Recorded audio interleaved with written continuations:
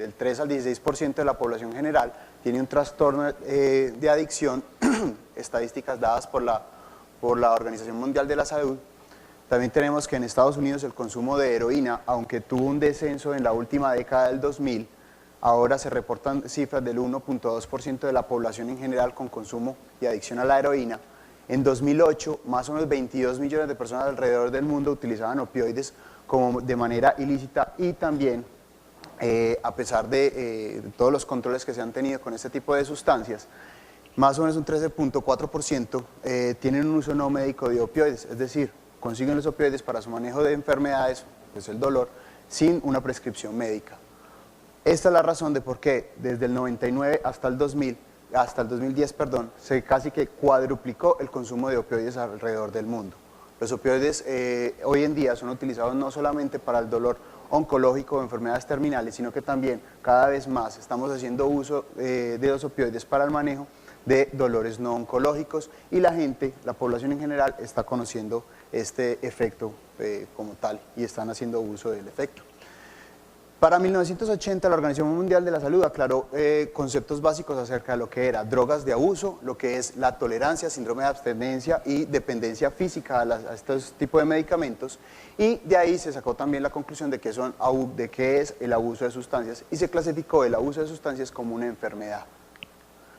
Entonces, como para entrar en materia de qué se trata esto, traemos un caso clínico básico. Se trata de una mujer de 32 años, lo que vemos todos los días en nuestra práctica, un hijo, soltera, desempleada, programada para anexohisterectomía, con antecedentes negativos, pero un antecedente tóxico importante, antecedente de adicción a heroína, y en el momento de nuestra consulta preanestésica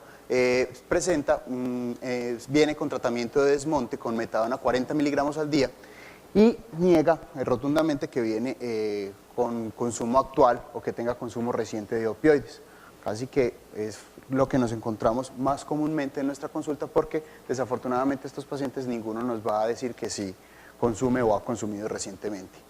En el examen físico, una paciente hemodinámicamente estable, con todos los parámetros relativamente normales. ¿Qué queremos resaltar con esto?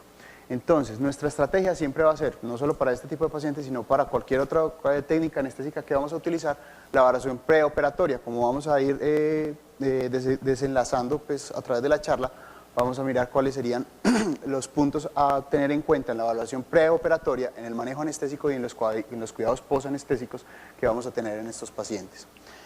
Dentro de la valoración preanestésica tenemos que tener un alto índice de sospecha y ser muy perspicaces respecto a estos pacientes, por lo que ya habíamos comentado antes. Generalmente estos pacientes no nos van a decir abiertamente que han consumido o consumen algún tipo de medicamento ilícito. Dentro de las pruebas que tenemos para detectar medicamentos tenemos las pruebas rápidas en orina, las cuales desafortunadamente, como dice la tablita, no nos van a mostrar qué opioide específico venía consumiendo la paciente o qué opioide específico tiene en el torrente sanguíneo, simplemente nos dan positivo para opioides. Por otro lado, el fentanil generalmente da falsos negativos, y tenemos que ser muy explícitos con la oxicodona, la codeína y la buprenorfina. Entonces tenemos que guiar nuestro interrogatorio hacia una pregunta en específica. ¿Cuántas veces ha usado una droga ilegal por prescripción médica o por razones no médicas? ¿Sí? La idea es orientar el interrogatorio para tratar de detectar ese consumo anormal, o puede ser normal o aumentado, de opioides. Ser muy perspicaces para buscar sitios de venopunción en estos pacientes. Generalmente ellos tratan de esconder los sitios donde hacen ese tipo de funciones, sobre todo para los pacientes heroinómanos, y ya hablamos del tamizaje urinario. Entonces tenemos en nuestro ambiente tenemos solo una terapia de desmonte, que es la metadona. Sin embargo, alrededor del mundo, sobre todo en Estados Unidos, han aparecido la buprenorfina, la presentación de buprenorfina con naloxona. Recordemos rápidamente, la metadona es un agonista opioide de larga acción, antagoniza los receptores NMDA y suprime síntomas de abstinencia. Como es un opioide de larga duración, por eso es de elección para el desmonte del uso crónico de opioides. Respecto a la buprenorfina, recordemos que es un antagonista parcial, es decir, es agonista MIB y antagonista kappa, que tiene una dosis techo. Por lo tanto, hace que su perfil sea seguro para evitar sobredosis de este medicamento, y su efecto es prolongado. Por lo tanto, también nos previene de que hagan síndromes de abstinencia y por eso también se ha utilizado como terapia de desmonte para el consumo de opioides. Es importante recordar la tabla de conversión de la metadona a la morfina. De ahí se deriva una pequeña fórmula que lo que queremos con esta fórmula o lo que se quiso mostrar con esta fórmula es tratar de convertir la metadona que viene consumiendo un paciente que viene en desmonte de opioides, convertirlo a la morfina, que es la que vamos a utilizar, o al opioide de corta acción que vamos a utilizar durante nuestro perioperatorio. Como dice ahí, la formulita sería la morfina que se ha utilizado durante todo el día, dividido 15, y se le suman 15 miligramos. Para dar una dosis estándar, más o menos, la dosis de metadona que requerirían casi que todos nuestros pacientes oscilaría entre 30 y 40 miligramos al día. Entonces tenemos tres escenarios que tenemos que tener en cuenta. Son tres tipos de pacientes que vamos a manejar para llevar a cirugía. Es el paciente adicto a opioides, que viene consumiendo opioides y que su último consumo pudo haber sido en la última semana, las últimas 48 horas. El paciente que viene consumiendo opioides crónicamente por razones médicas, sea oncológico o no oncológico, y aquel paciente que ha sido adicto a estos medicamentos y que viene en su tratamiento de desmonte. Estos tres pacientes nos van a presentar las mismas complicaciones y nos van a presentar las mismas crisis durante el intraoperatorio. ¿Cuáles son estas? La sobredosis, la analgesia inadecuada y el difícil manejo del dolor postoperatorio y el síndrome de abstinencia, que es lo más temido por el anestesiólogo. Entonces es importante recordar esto.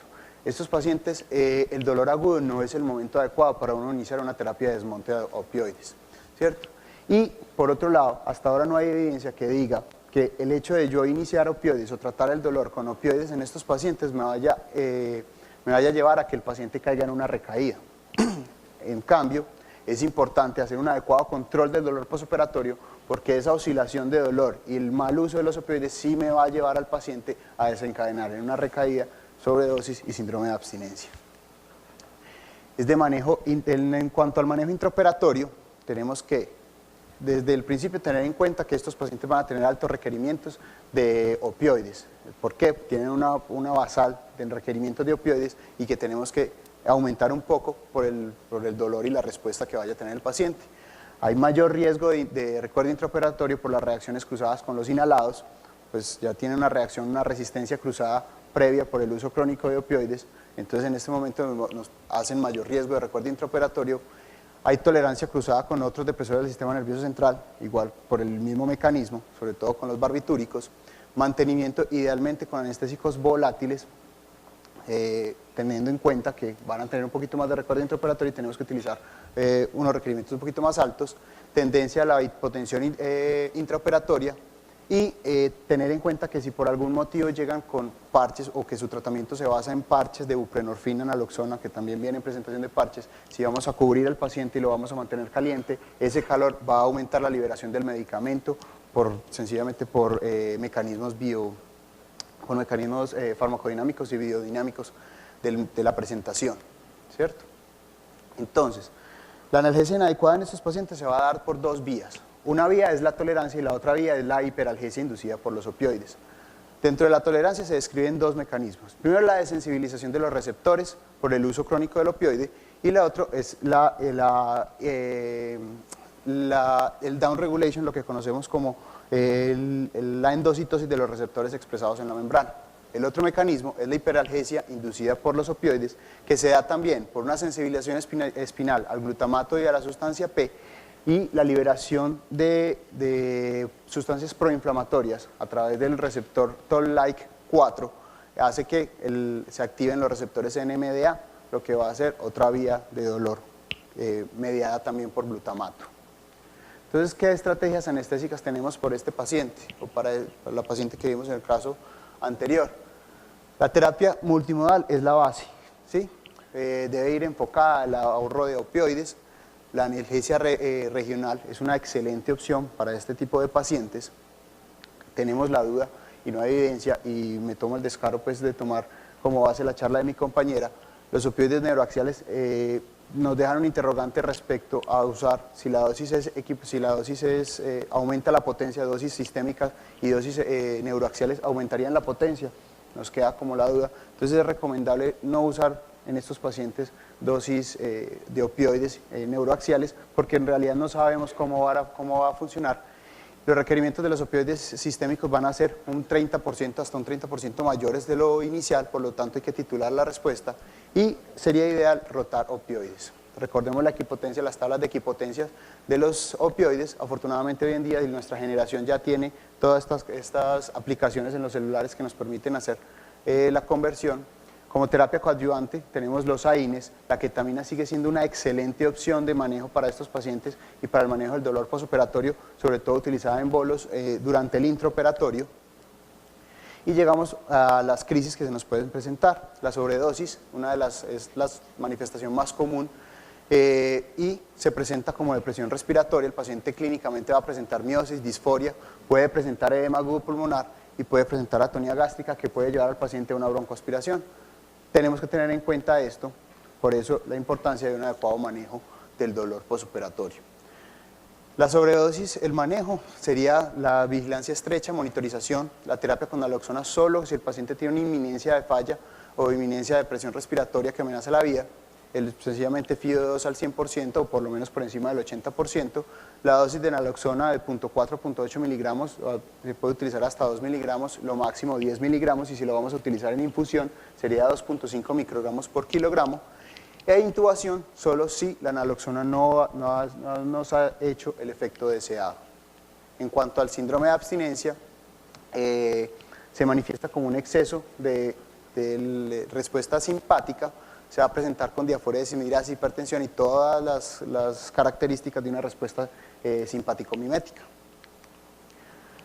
¿Cómo se previene? Entonces, si el paciente viene tomando metadona, se debe continuar con el tratamiento. La recomendación con metadona es dividir la dosis en 3 tomas al día para extender su tiempo o su efecto a 24 horas, o por lo menos que el efecto dure más tiempito de lo que normalmente dura. Con la buprenorfina la analgesia es un poquito más difícil porque, como ya dijimos, tiene un efecto techo, entonces siempre nos quedamos con un poquito cortos, como vamos a decir ahorita. Se recomienda más para procedimientos que sean menos dolorosos. Clonidina y dexmedetomidina, por su efecto ansiolítico alfa-2, también podrían no ser una opción. Sin embargo, también nos quedaríamos corticos en cuanto al manejo analgésico.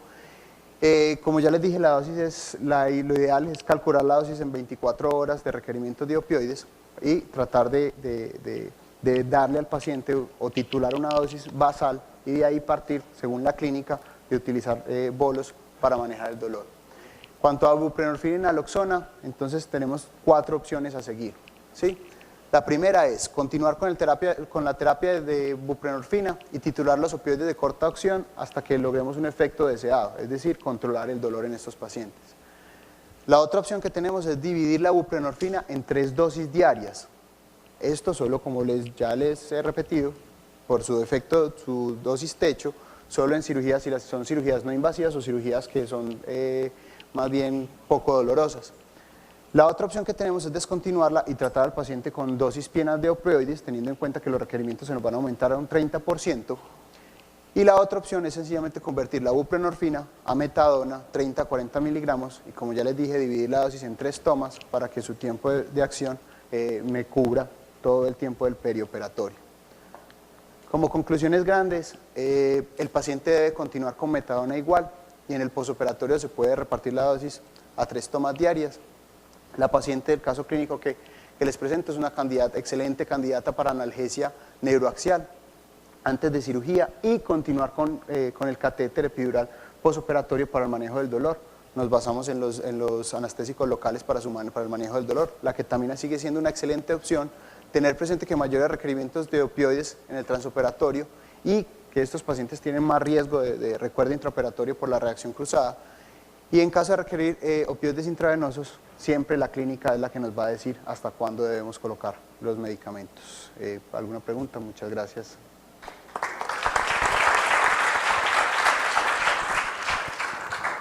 Gracias. Muchas gracias.